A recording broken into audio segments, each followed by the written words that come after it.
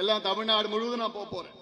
கன்னியாகுமரி, இந்த பக்கம் அந்த பக்கம், மேற்கு தெற்கு எல்லாம் போட்டு இதுதான். அதாவது இதுல 10 கோரிக்கைகள் வைத்து என்னுடைய நடைபயணம். 10 கோரிக்கைகள் இந்த 10 உரிமைகள்.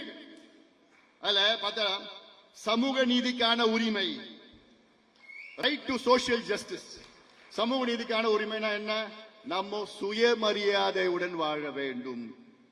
சுயமரியாதை எப்படி வாழலாம்? நம்ம பிள்ளைங்களுக்கு படிப்பு கிடைக்கணும், படிச்ச பிள்ளைங்களுக்கு வேலை கிடைக்கணும். வேலை கிடைச்சதுன்னா நீங்க போறது, நீங்க கொடுக்குறது 1000 ரூபாய் 2000 ரூபாய் எதுவும் வேணாயா. சுயமரியாதை நாங்க வாழணும். ஏன் உங்ககிட்ட கையேந்த எங்களுக்கு தேவையில்லை, அவசியம் இல்லை. அரசியல் சாசனத்தை எங்களுக்கு உரிமைகள் கொடுத்திருக்கிறாங்க. அந்த உரிமைகளை நீங்க கொடுத்தா போதும், உங்க கடமை. அதாவது அடுத்தது வன்முறையில்லா வாழ்வுக்கான மகளிர் உரிமை, women's right to live free from violence. அதாவது பெண்கள் இன்னைக்கு ராத்திரில இல்ல, சாயங்காலம் வெளியில போக முடியல. சாயங்காலம் எங்கேயாவது பெண்கள் தனியா போக முடியுது? எங்கேயாவது அங்க போனா ஒருத்தன் விசில் அடிக்கிறான், இன்னொருத்தன் பிடிச்சி கை பிடிக்கிறான், குடிச்சிட்டு இது பண்றான், போதையை பண்ணிட்டு இருக்கிறான். அண்ணா யூனிவர்சிட்டியில படிக்கிற பெண்களுக்கு பாதுகாப்பே இல்லை. சென்னையில அண்ணா யூனிவர்சிட்டி பெண்களுக்கு பாதுகாப்பு இல்லை. இங்க கிராமத்துல மதுராந்தகம் பெண்களுக்கு பாதுகாப்பு இருக்குமா? இல்ல. அந்த பாதுகாப்பு கொடுப்பது யாருடைய கடமை?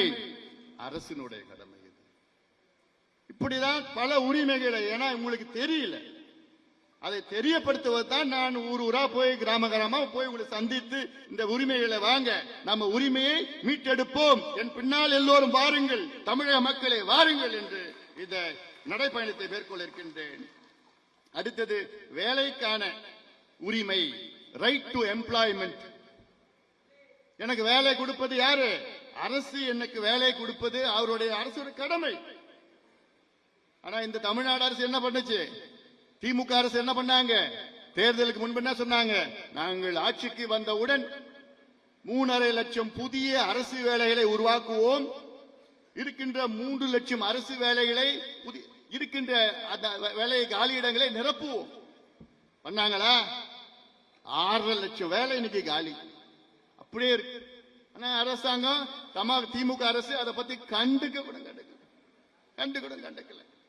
அடுத்தது விவசாயம் மற்றும் உணவுக்கான உரிமை, right to farming and right to food. விவசாயத்திற்கான உரிமை, எல்லா விவசாயிகளும் உரிமை. என்ன உரிமை?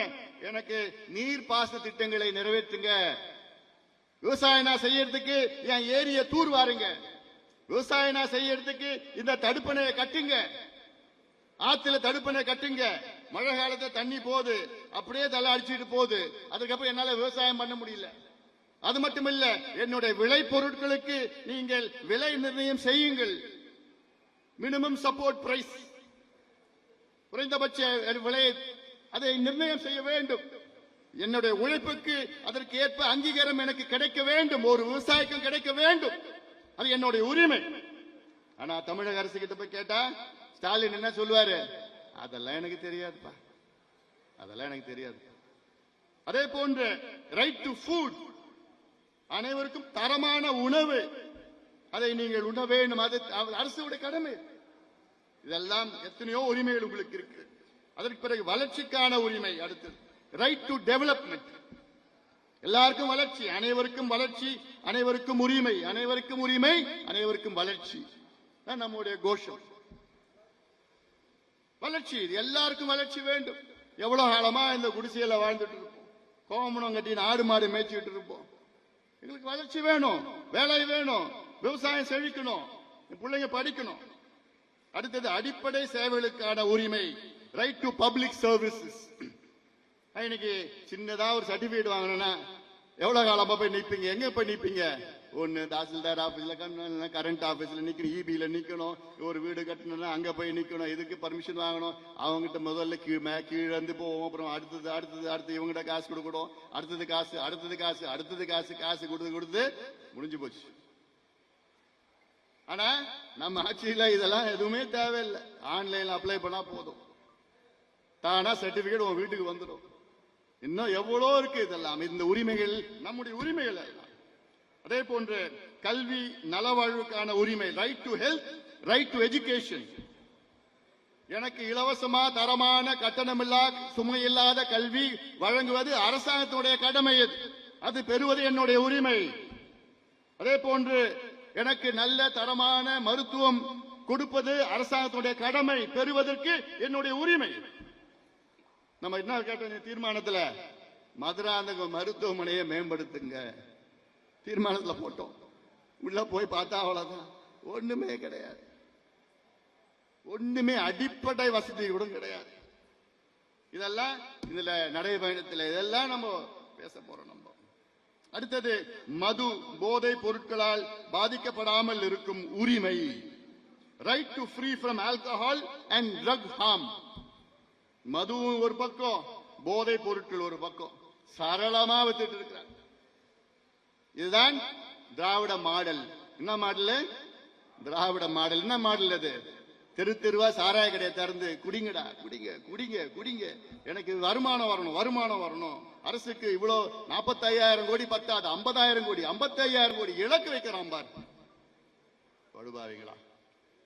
எதுல இலக்கு வைக்கிறதுன்னு விவசாயம் உங்களுக்குலாம் குடிக்கிறது போய் இலக்கு வைக்கிறீங்க நீங்க. என்ன எதுக்கு இலக்கு வைக்கணும்? சரி, இந்த வருஷம் கிட்டத்தட்ட 70 விழுக்காடு பிள்ளைங்க கிராமத்துல பள்ளிக்கூடம் சேர்ந்தாங்க. அடுத்தது 80 விழுக்காடு சேரணும். இந்த பாரு இலக்கு வைக்கணும். ஆனா இதை விட்டுட்டு குடிங்க, நல்லா குடிங்க இலக்கு வைக்கிறது எல்லாம் ஒரு ஆட்சியா? அடுத்தது நீடித்திருக்கும் நகர்ப்புற வளர்ச்சிக்கான உரிமை. Right to sustainable urban development. நகர்ப்புற வளர்ச்சி ஒரு உதாரணம். இப்போ மதுராந்தகம் நகரம், மதுராந்தகம் நகரத்துல எப்படி வளர்ச்சி இருக்கணும்? ஏன்னா இப்ப கிராமத்துல ஒன்னும் இல்ல, வேலை வாய்ப்பு இல்ல, விவசாயம் இல்ல, தண்ணி இல்ல, ஒண்ணும் வாழ்வாதாரம் இல்ல. எல்லாமே நகரத்தை நோக்கி போயிட்டு இருக்கிறாங்க. இந்த மாவட்டத்தில் எங்கேயாவது எங்க போறீங்க? எதுவும் இல்லைன்னா எங்க போவீங்க? சென்னை. இப்ப சென்னைனா இந்த தாம்பரம், இந்த பல்லாவரம், அந்த பக்கம் ஸ்ரீபெரும்புத்தூர், அப்படிலாம் சுத்தி திருப்பூர் இந்த பக்கத்துல எல்லாம் அங்க போயிட்டு வந்துட்டு வளர்ந்துட்டு இருக்குது. இது எப்படி இருக்கணும்? நகர்ப்புறம் எப்படி இருக்கணும்? இதெல்லாம் அதுல மக்கள் வாழ்கின்ற மக்களுக்கு என்ன உரிமைகள் இருக்கு, இங்கிருந்து செல்கின்ற மக்களுக்கு என்ன உரிமைகள் இருக்கு. இங்கிருந்து போறவங்க எங்க இருக்கிறாங்க? கூலி வேலை பண்ணிட்டு பிளாட்ஃபார்ம்ல படுத்து தூங்கிட்டு எதுவும் குடிசையில எங்கெங்கயோ தங்கிட்டு இருக்கிறாங்க. மக்களுக்கு உரிமை வேண்டும். அடுத்தது ஆரோக்கியமான சுற்றுச்சூழலுக்கான உரிமை. Right to healthy environment. நல்ல நமக்கு சுற்றுச்சூழல், நாம் சுவாசிக்கின்ற காற்று, நாம் குடிக்கின்ற நீர், நாம் இருக்கின்ற நிலம் தூய்மையா சுத்தமா இருக்கணும். அந்த காலத்துல நம்ம நல்லா இருந்தது, நம்ம முன்னோர்கள்லாம் பிரச்சனை இல்லாம மாசு இல்லாம இருந்தாங்க. ஆனா இப்போ எல்லாம் எங்க பார்த்தாலும் சாக்கடையா ஓடிட்டு இருக்கு, கொசு தொல்லை இருக்குது, சுவாசிக்கின்ற அந்த காற்று முடிஞ்சு போச்சு. அவ்வளவுதான். பார்த்தா எல்லாம் கேன்சர்ல இருந்து என்னென்னமோ வந்துட்டு இருக்கு. அதனால இது 10 கோரிக்கைகள், 10 உரிமைகளை வைத்து தமிழ்நாடு முழுவதும் நாம் செல்ல இருக்கின்றோம், நடைபயணம் செல்ல இருக்கின்றோம். தம்பிகளா தயாரா இருக்கீங்களா? என் தங்கைகளும் என் தம்பிகளும் தயாராகுங்கள். அதெல்லாம் திட்டமிட்டு நம்ம பண்ண போறோம். திட்டமிட்டு இந்த மாநாட்டை நடத்தணும்ல, 1.5 மாதத்துல உலகம் பேசுகின்ற மாநாட்டை நடத்தணும். அதே போன்று நடைபயணம் மிகப்பெரிய அளவில் நாம் திட்டமிட்டு என்னென்ன செய்யணும், எப்படி செய்யணும், அதெல்லாம் வித்தியாசம் வேற லெவல்ல, எப்படி வேற லெவல்ல பண்ணுவோம். அதெல்லாம் பண்ண போறாங்க. அதனால இதெல்லாம் எப்படி செய்யணும்னு நான் திட்டமிட்டு நான் பண்ண போறேன். நான் அதற்கு நீங்க எல்லோரும் வாருங்கள், வந்து நம்ம எல்லாம் கலந்துகிட்டு நம்ம மிகப்பெரிய அளவில் மக்களை நோக்கி, கிராமங்களை நோக்கி, நகரங்களை நோக்கி, மக்களை நோக்கி நாம் செல்ல இருக்கின்றோம். அதற்கு தயார் நிலையில் தயாராக இருங்கள். நமக்கு நிறைய வேலை திட்டங்கள் எல்லாம் இருக்கிறது. அதுக்கு இடையில கொஞ்சம் போராட்டம்லாம் இருக்கும். அங்கங்க கொஞ்சம் போராட்டம், சாதிவாரி கணக்கெடுப்பு போராட்டம், இது போராட்டம், அதெல்லாம் கொஞ்சம் நடுவில் நடத்த போறோம்.